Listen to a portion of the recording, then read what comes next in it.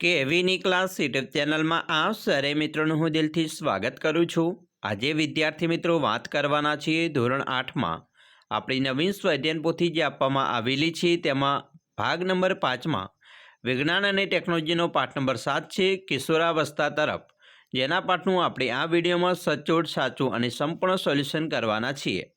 તો ચાલો વિદ્યાર્થી મિત્રો વિડીયોની શરૂઆત કરીએ। તેના પહેલાં તમે ખાસ કરીને ચેનલમાં નવા આવેલા હોય તો ચેનલને અવશ્ય સબસ્ક્રાઇબ કરી વિડીયોને લાઇક અને શેર કરવાનું પણ ન ભૂલતા।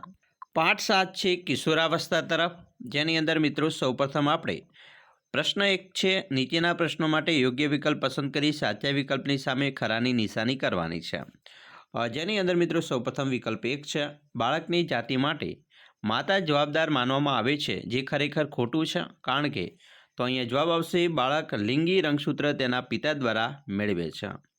બીજું, એડ્સ એક રોગગ્રસ્ત વ્યક્તિથી બીજી વ્યક્તિમાં કઈ રીતે ફેલાય છે? તો અહીંયા જવાબ આપણો આવશે લોહી આપવાથી અથવા લેવાથી। નેક્સ્ટ ત્રીજો પ્રશ્ન છે, ટેડપોલના પરિવર્તન માટે નીચેનામાંથી ઘટકો પૈકી પાણીમાં કયો ઘટક ઉપલબ્ધ હોવો જોઈએ? તો જવાબ આવશે આયોડિન।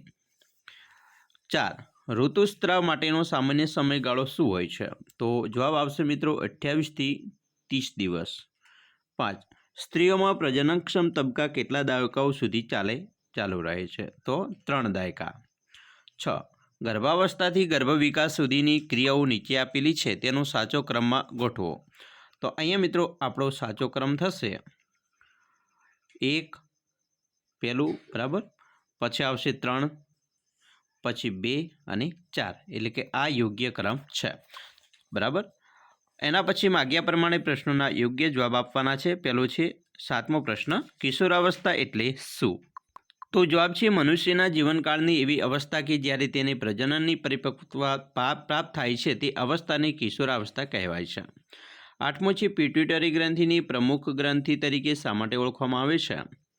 જવાબ, બધી જ અંતઃસ્ત્રાવી ગ્રંથિઓ એક પિટ્યુટરી ગ્રંથિ દ્વારા વિવિધ અંતઃસ્ત્રાવના માધ્યમ દ્વારા મળતા આદેશ અનુસાર જ પોતાના અંતઃસ્ત્રાવો મુક્ત કરે છે, તેથી તે પિટ્યુટરી ગ્રંથિને પ્રમુખ ગ્રંથિ કહેવાય છે। 9, અંતઃસ્ત્રાવી તંત્રનું કાર્ય શું છે? તે શેનું બનેલું હોય છે? તો અંતઃસ્ત્રાવી તંત્ર એ શરીરના શારીરિક, માનસિક અને બૌદ્ધિક કાર્યના વિકાસનું કાર્ય કરે છે અને તે વિવિધ રસાયણોનું બનેલું હોય છે। 10, તરુણાવસ્થા દરમિયાન તરુણ-તરુણીના વિકાસ પર સમતોલ આહારનું મહત્વ જણાવો। જવાબ, કિશોરાવસ્થા એ તીવ્ર વૃદ્ધિ અને વિકાસની અવસ્થા છે અને સમતોલ આહારમાં કાર્બોદિત, પ્રોટીન, ચરબી, વિટામિન્સ, ખનિજ ક્ષાર બધું જ મળતું જોઈએ, તેથી તરુણ બાળકોને સમતોલ આહાર લેવાની જરૂરિયાત હોય છે। મનુષ્યના જીવનકાળની એવી અવસ્થા કે જ્યારે તેને પ્રજનનની પરિપક્વ, તો અહીંયા મિત્રો 10મો પ્રશ્ન આપણો આ રીતે હશે। એના પછી સમતોલ આહાર લેવાથી તરુણ બાળકોના સર્વાંગી વિકાસ થાય છે, આમ કિશોરાવસ્થા દરમિયાન સમતોલ આહાર લેવો જોઈએ। 11મો પ્રશ્ન છે, પૂરું નામ આપવાનું છે HIV। તો HIVનું પૂરું નામ છે human immunodeficiency virus, AIDS, acquired immune deficiency syndrome. 12, તરુણાવસ્થા દરમિયાન કિશોર કે કિશોરીઓને પોતાના શારીરિક સ્વાસ્થ્ય માટે શું ધ્યાન આપવું જોઈએ? તો જવાબ, કિશોરીઓની શારીરિક તેમજ માનસિક તંદુરસ્તી તે વ્યક્તિનું સ્વાસ્થ્ય કહેવાય છે। કોઈપણ ઉંમરની વ્યક્તિના શરીરને સંતુલિત રાખવા સંતુલિત આહારની જરૂર હોય છે, માટે કિશોરીઓ પોતાનો સ્વાસ્થ્ય જાળવવા સમતોલ આહાર લેવો અને કસરત કરવી જોઈએ।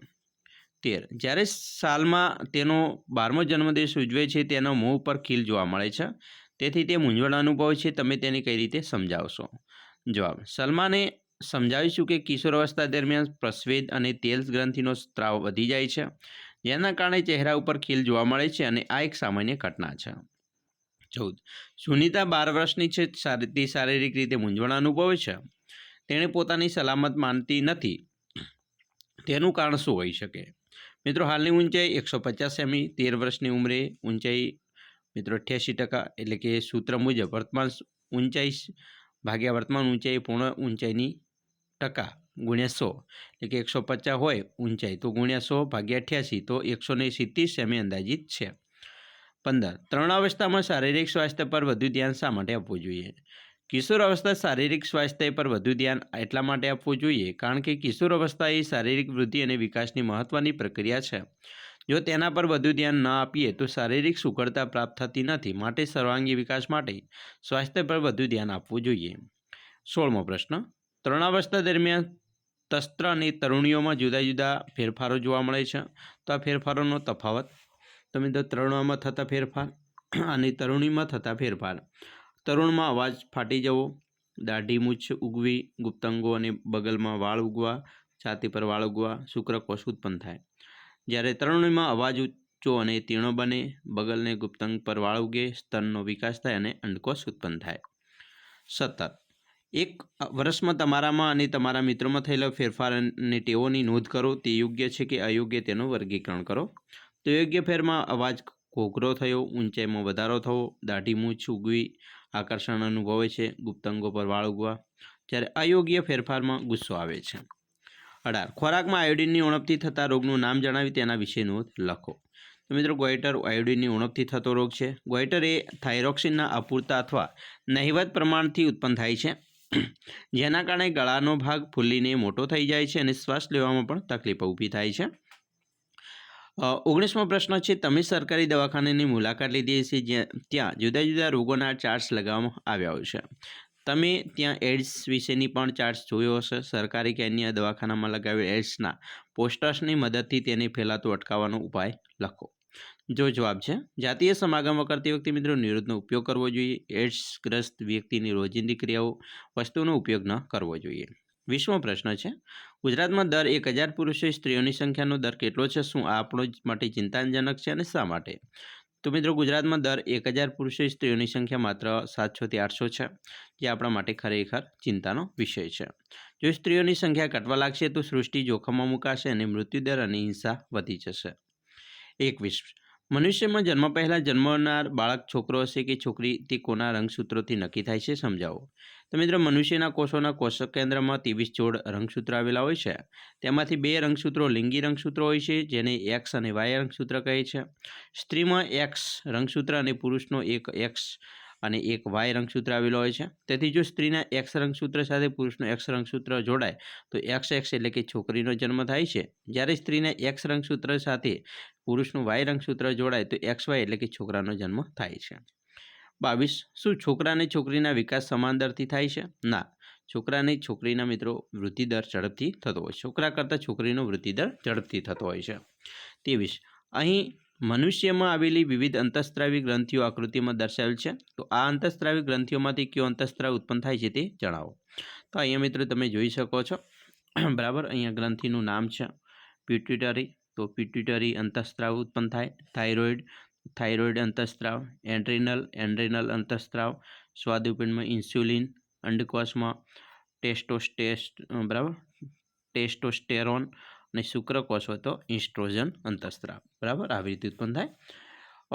એના પછી 24મો છે, વેદભાઈ ભોજનમાં ફક્ત દાળ ભાત ખાય છે, તે અવારનવાર બીમાર પડે છે. તે બીમાર ન પડે તે માટે તમે તેના ભોજનમાં કેવા પ્રકારના બદલાવ સૂચવશો? શા માટે?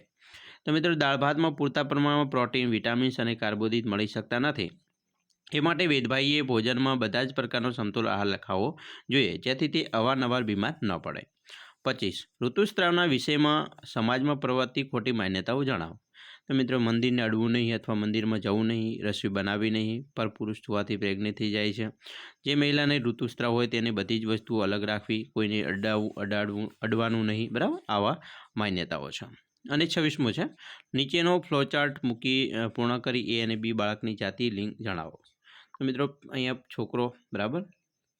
તો મિત્રો અહીંયા આવશે છોકરી અને છોકરો, બરાબર. તો આવી રીતે આ ફ્લોચાર્ટ તમે પૂર્ણ કરી શકો છો. તો આ ફ્લોચાર્ટ છે એ શું બતાવે છે? છોકરો બતાવે છે. તો વિદ્યાર્થી મિત્રો આવી રીતે તમારે પણ તમારા પાઠનું મિત્રો સ્વાધ્યાયન પોથીનું સોલ્યુશન કરવાનું છે. અમે આશા રાખીએ છીએ તમને આપણા વિડીયો ખૂબ જ ઉપયોગી નીવડશે. ખાસ કરીને વિદ્યાર્થી મિત્રો તમારે ધોરણ 8ના ભાગ નંબર 1 થી 7 સુધીના વિડીયો જોવાના બાકી છે તો આપણી ચેનલના પ્લેલિસ્ટમાં જઈને મિત્રો જોઈ શકો છો. ત્યાં બધા જ વિષયોનું મિત્રો તમને સોલ્યુશન ઝડપથી મળી જશે. તો આશા રાખીએ તમને આપણા વિડીયો ખૂબ જ ઉપયોગી થશે અને ખાસ વિડીયો ગમે હોય તો તમારા મિત્રો સુધી વિડીયોને શેર કરવાનું ભૂલતા નહીં. ખાસ કરીને તમે ચેનલમાં નવા છો તો ચેનલને અવશ્ય સબસ્ક્રાઈબ કરી લેજો. હજી સુધી મિત્રો વિડીયોને લાઇક નથી કર્યો તો લાઇક પણ કરજો, જેથી કરી મિત્રો આ વધુમાં વધુ વિડીયો છે એ બધા જ બાળકો સુધી પહોંચે અને તમારા મિત્રો સુધી પણ આ વિડીયોને અવશ્ય પહોંચાડજો.